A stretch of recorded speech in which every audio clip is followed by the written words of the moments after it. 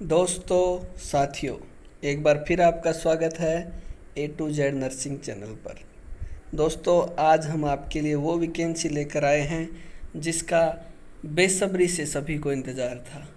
All India Institute of Medical science की दिल्ली के द्वारा जो विज्ञप्ति जारी की गई थी, इसको लेकर तरह तरह की भ्रांतियां और तरह तरह के सवाल उठ रहे हैं। तो उसी वैकेंसी का पूरा नोटिफिकेशन है, हम सब कुछ क्लियर करेंगे। आराम से पूरी वैकेंसी के बारे में हम आपको बताएंगे। तो दोस्तों शुरू करते हैं। All India Institute of Medical Science का इन्होंने ऑनलाइन एप्लीकेशन इनवाइट करवाया है। Nursing officer recruitment common eligibility test. दोस्तों, ये टेस्ट लागू होगा NORCET। इस टेस्ट में दोस्तों जो लेवल पे रहेगा वो इन्होंने ये लेवल पे दिया है, लेवल 7 ग्रेड पे 9300 से 34,800, ग्रेड पे 4600। इस टेस्ट में होगा क्या दोस्तों, आपका एक कॉमन टेस्ट होगा। उसके बाद जिस एम्स में जितनी वैकेंसी रहेंगी उनमें बंदे भेज दिए जाएंगे। मतलब आपको एक ही बार ये टेस्ट फाइट करना है। ये 1 साल तक वैलिड रहेगा। अभी वैसे इसकी ऐसी वैलिडिटी भी नहीं दी है कि 1 साल रहेगा कि 2 साल रहेगा, पर मान लो 1 साल तो रहेगा। तो उसके बाद जिस भी एम्स में जितनी रिक्रूटमेंट रहेगी उसी लिस्ट में से कैंडिडेट को भेजा जाएगा। तो दोस्तों, ये है NORCET 2020 का कॉमन एग्ज़ाम जो है वही होगा। दोस्तों, इसमें क्या क्या एलिजिबल क्राइटेरिया है। BSc नर्सिंग के लिए रजिस्ट्रेशन चाहिए, स्टेट गवर्नमेंट का और INC का दोनों, तो जो हमारे पास होता ही है। पोस्ट बेसिक BSc नर्सिंग भी इसमें अप्लाई कर सकते हैं। बट दोस्तों, GNM के लिए इन्होंने रजिस्ट्रेशन तो सेम है, बट 50 बेडेड हॉस्पिटल का 2 साल का एक्सपीरियंस मांगा है इस वैकेंसी के लिए। BSc कोई भी अप्लाई कर सकता है, रजिस्ट्रेशन नर्स मिडवाइफ होना चाहिए, बट GNM के लिए 2 साल का एक्सपीरियंस होना ज़रूरी है। ओके दोस्तों, एज जो रहेगी इसकी 18 से 30 साल रहेगी। बाकी जो रिलैक्सेशन है वो रूल के अकॉर्डिंग मिलते रहेंगे। जो वैकेंसी है नंबर वो नीचे लिस्ट दी गई है, किस हॉस्पिटल में कितनी वैकेंसी अभी आई हुई हैं उसकी पूरी लिस्ट नीचे दी गई है।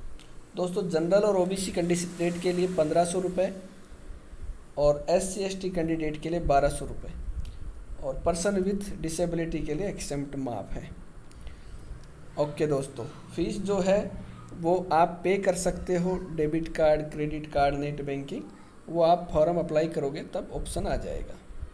एक बार फिर फीस पेमेंट होने के बाद रिफ़ंड की कोई पॉलिसी नहीं है, जैसा कि हर एग्ज़ाम में होता है। दोस्तों, फॉर्म भरने में जल्दबाजी ना करें। सेंटर चूज करने के चक्कर में बहुत सारी चीज़ें गलत हो जाएंगी, क्योंकि आपको कास्ट सर्टिफिकेट जो है उसका लिमिट दिया हुआ है। पूरी जानकारी अभी मैं आपको बता रहा हूँ। दोस्तों, इन्होंने डेट ऑफ एग्जामिनेशन दिया है, टेंटेटिव डेट 1 सितंबर का है। तो मोस्ट ऑफ दिल्ली जो देता है उसी दिन करवा देता है, तो 1 सितंबर 2020 को एग्ज़ाम है। जनरल कंडीशन में दोस्तों क्या है, दोस्तों general condition online payment online होगा। फॉर्म अप्लाई ये दिया गया है 5/8/2020 से 18/8/2020 शाम 5 बजे तक आपको ऑनलाइन फॉर्म भरना है। ओके, आपको किसी भी प्रकार की हार्ड कॉपी भेजने की ज़रूरत नहीं है। फिर भी एप्लीकेंट जो है उसको एडवाइस दी जाती है कि एक कॉपी रजिस्ट्रेशन स्लिप और जहां आपने पेमेंट किया है उसकी आपको रख लेनी चाहिए फर्दर इन्वेस्टिगेशन के लिए, आगे के लिए। ऑनलाइन पोर्टेबल एप्लीकेशन क्लोज हो जाएगा 18/8/2020 को, तब तक आप अप्लाई कर सकते हो। उसके बाद आपका फॉर्म नहीं होगा। दोस्तों, अगला जो है इसके अंदर दिल्ली एम्स का अपलोड इमेज वगैरह जो होती है वो वहाँ पर सिग्नेचर दिया रहता है, किस हिसाब से फ़ोटो अपलोड करनी है। हर चीज़ के नीचे इंस्ट्रक्शन होगा, जैसे साइन होगा उसके नीचे इंस्ट्रक्शन होता है क्या साइज होनी चाहिए। और मोस्टली दिल्ली एम्स की जो फ़ोटोज़ होती है वो वाइट बैकग्राउंड की फ़ोटो होनी चाहिए अपलोड करते समय, इस चीज़ का आप विशेष ध्यान रखें।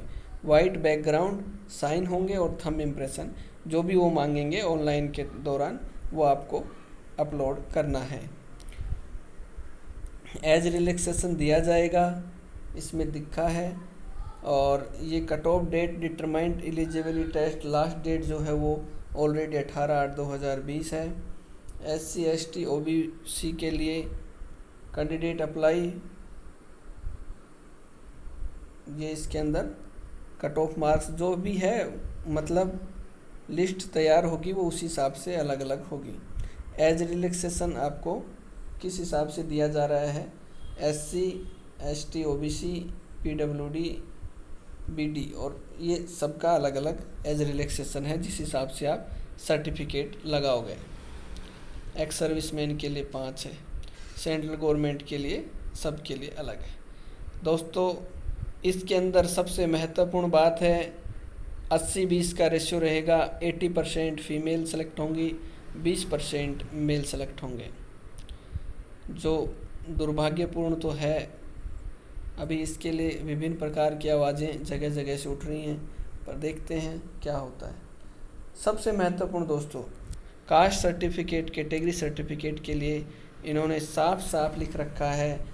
बहुत सारे बंदों ने फॉर्म अप्लाई कर दिया है बिना इस इंस्ट्रक्शन को पढ़े, तो इसको अच्छे से पढ़ना है। Candidate applying under any of the reserve category, किसी भी कैटेगरी में, will be considered subject to submitted of valid caste certificate on a prescribe format. आपको एक प्रेस्क्राइब फॉर्मेट देना है जिस भी कैटेगरी में आप अप्लाई कर रहे हो। The vacancy are being advertise in financial year, therefore valid non OBC certificate issued during the period from 1/4/2020 से 31/3/2020 तक का आपके पास वैलिड नॉन क्रीमिलियर OBC का आपके पास सर्टिफिकेट होना चाहिए अगर आप OBC के बंदे हैं तो। Candidate who have non creamy layer OBC certificate issue before और आफ्टर दिस पीरियड, इस पीरियड के बीच का पहले का और अगर बाद का आपके पास होगा तो आप एलिजिबल नहीं रहेंगे। साफ साफ लिखा हुआ है दोस्तों, ये नॉन क्रीमिलियर OBC वालों के लिए है। 1/4/2020 से 31/3/2020 तक आपके जो कास्ट सर्टिफिकेट है वो होना चाहिए सेंट्रल गवर्नमेंट का, अपडेट होना चाहिए। अगर आपका इससे पहले का होगा या इससे बाद का होगा तो मान्य नहीं होगा, आप फार्म भरने के लायक नहीं है। दोस्तों सारे इंस्ट्रक्शन को आप अच्छे से पढ़ लें, सबके लिए अलग अलग दिया हुआ है। मोस्टली यही था, आपको कास्ट सर्टिफिकेट चाहिए, 80-20 का रेशियो रहेगा। 5 तारीख से फार्म स्टार्ट हो चुके हैं, 18 तारीख इसकी लास्ट डेट रहेगी। ऑनलाइन मोड रहेगा। फ़ोटो सिग्नेचर जो है उनको आपको अच्छे से देखना है, क्या उनकी साइज़ है। वाइट बैकग्राउंड की आपकी फ़ोटो अप्लाई होगी। अगर फिर भी आपके मन में किसी प्रकार का सवाल है तो आप हमें कमेंट बॉक्स में जाकर ज़रूर पूछें। बाकी रूल रेगुलेशन सेम रहते हैं, जैसे कोई गवर्नमेंट एम्प्लॉय करता है अप्लाई तो उसको NOC सर्टिफिकेट चाहिएगा। तो किसी भी प्रकार का अगर कोई प्रॉब्लम है तो उसका जस्टिफिकेशन जो होता है वो दिल्ली कोर्ट करेगा। तो इसके रूल रेगुलेशंस सबको पता है।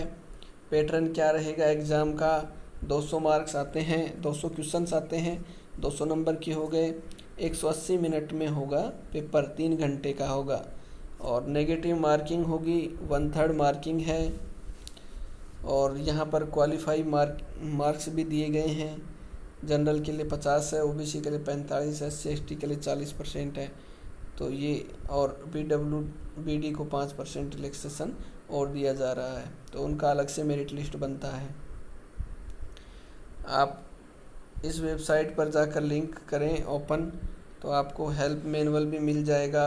और एम्स दिल्ली की साइट पर जाकर आप फॉर्म को फिल भी कर सकते हैं। दोस्तों सिलेबस दिल्ली एम्स का सेम रहेगा, सभी सब्जेक्ट से क्वेश्चन पूछे जाते हैं। 20 question GK, math, reasoning, current GK वगैरह, ऐसा 20 नंबर कंप्यूटर, ऐसे इनमें से आते हैं। बाकी 80% जो होता है वो नर्सिंग का आता है। देखिए दोस्तों, कहाँ पर कितनी वैकेंसी हैं, हमने बहुत पहले भी आपको बताया था कि वैकेंसी बहुत सारी आने वाली हैं हर जगह से। एम्स न्यू दिल्ली की वैकेंसी हैं, भुवनेश्वर, डिब्रूगढ़, गोरखपुर, जोधपुर, कल्याणी, मंगलागिरी, नागपुर, पटना, रायबरेली, रायपुर, ऋषिकेश और तेलंगाना में नहीं है। इनमें भी आने वाले समय में फिर से निकलेंगी, बट ये बहुत सारी वैकेंसी हैं। तो आपको अप्लाई करना है, वहाँ पर आपको चॉइस दी जाएगी और बाकी आप जिस हिसाब से नंबर लेके आओगे आपको मिलेगा। दूसरा दोस्तों, यहाँ पर लिखा हुआ है CIB की मीटिंग जो थी 27 जुलाई 2019 को अंदर, उसके अंदर 80% सीट जो हैं वो रिजर्व हैं फीमेल के लिए। इसी बात के लिए सबसे ज़्यादा विरोध हो रहा है। दोस्तों ये गलत तो है, पर इसके लिए यूनियंस अलग अलग तरह से मांगे उठा रही हैं। आगे चलते हैं दोस्तों।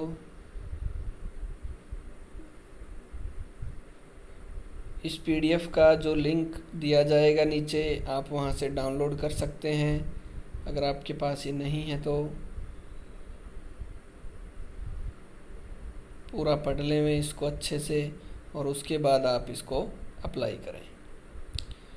ठीक है दोस्तों, अगर आपको किसी भी प्रकार की जानकारी लेनी है तो आप इस नंबर पर फिक्स कर सकते हैं, मेल कर सकते हैं, टोल फ्री नंबर पर बात कर सकते हैं सुबह 9:30 से शाम 6 बजे तक, मंडे टू सैटरडे, और वेबसाइट पर लॉगिन करके सारी जानकारी भी आप ले सकते हैं। तो दोस्तों, बहुत महत्वपूर्ण वैकेंसी सभी के लिए है, ज़रूर अप्लाई करें, लेकिन गलत अप्लाई ना करें। अगर आपने कुछ भी फॉर्म गलत भर दिया तो आप रिजेक्ट हो जाएंगे, इसलिए तसल्ली से आराम पूर्वक भरें। कुछ भी पूछना हो हमसे तो कमेंट बॉक्स में ज़रूर पूछें। कोशिश करी है आपको सब कुछ बताया जाए, मैंने पूरा ट्राई किया है बताने का। फिर भी अगर कुछ रह गई हो तो आप एक बार फिर से पूछ सकते हैं। धन्यवाद दोस्तों। अगर आप हमारे चैनल को सब्सक्राइब नहीं किए हो अभी तक तो चैनल को भी सब्सक्राइब ज़रूर करें।